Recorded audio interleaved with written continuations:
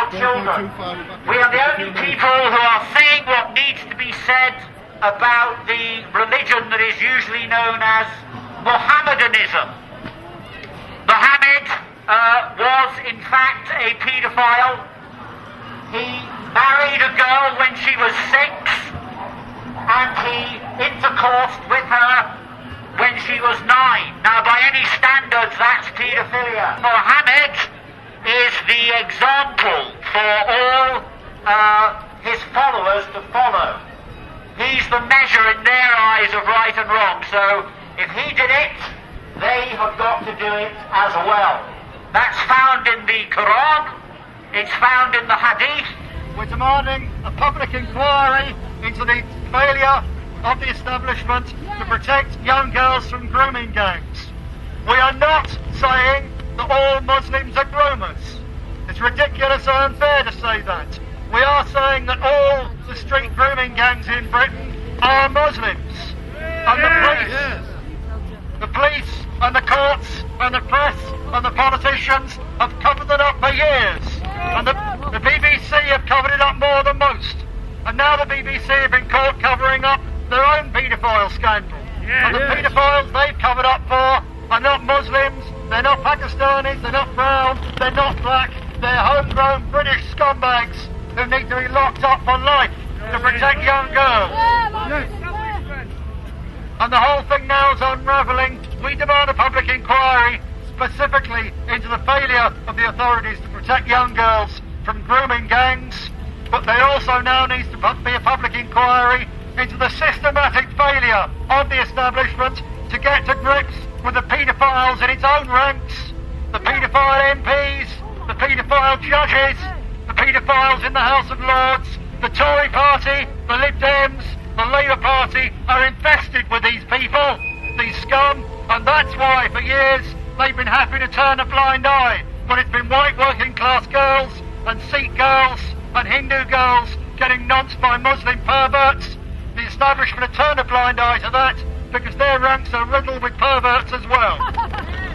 And it's time the whole lot were cleaned out. There's only one party in this country with clean hands which says about paedophiles, lock them up, and if they hurt kids seriously, if they kill kids and they're found guilty, hang them, and that's the way it's done. I want you to hand you over in a minute to a very brave lady, to Karen Downs, Charlene's mum.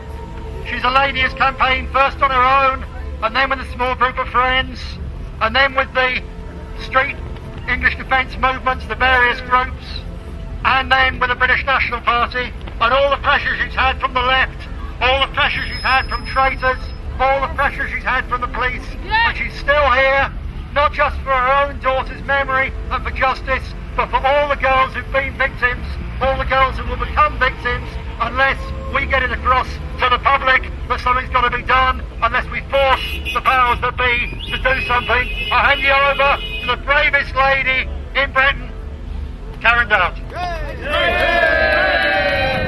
Afternoon, Patriots. Firstly, I would like to thank all who have attended here today and for the support you are continually showing in my fight for justice for Charlene and for all the other victims of this appalling grooming gang. 9 years have now passed since Charlene's disappearance, raped and brutally murdered by 2 evil Muslim pedo scum.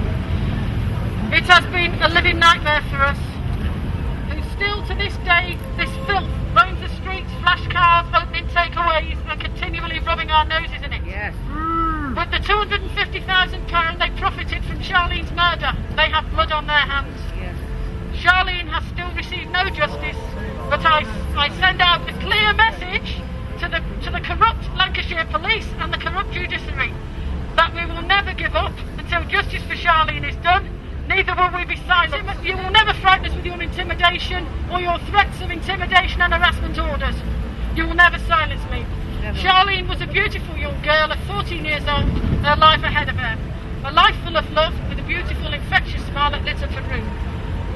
She would be so proud of you all here today. Earth's loss is heaven's gain.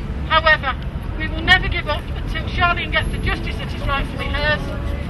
And we have also finally put a stop to these disgusting Muslim grooming gangs who continue to prey on our young and vulnerable girls.